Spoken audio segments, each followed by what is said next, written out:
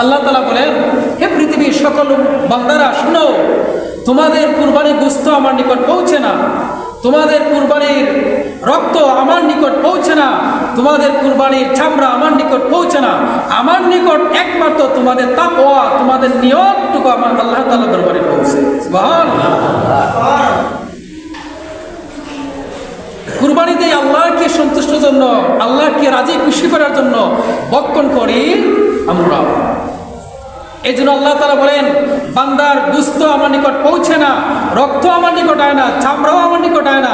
আমার নিকট আসে বান্দার তার নিয়ত কি করেছে, তার তাকওয়া। নিয়ত যদি মানুষকে খুশি করার জন্য হয়, এই কুরবানি কবুল হবে না, এটা আল্লাহ তাআলার নিকট পৌঁছে না।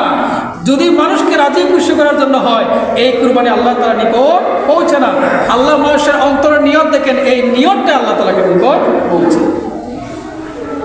আমি যদি মনে করি বড় গরু কুরবানি দিছি, মানুষ আমাকে বলবে বড় লোক, বড় কুরবানি দিছে, এই নিয়ত আল্লাহ তাআলার নিকট পৌঁছে না, তার কুরবানি দিয়ে কোনো লাভ হবে।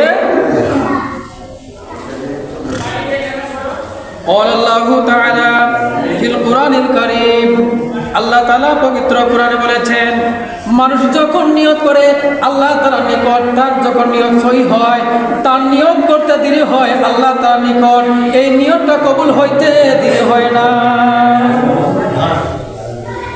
নিয়ত যখন আপনার কুরবানি সহি থাকবে, যে আল্লাহ একমাত্র আপনাকে রাজি খুশি করার জন্য কুরবানি করতেছি, তখন এই নিয়ত আল্লাহ তাআলার দরবারে ডাইরেক্ট কবুল হয়ে যায়।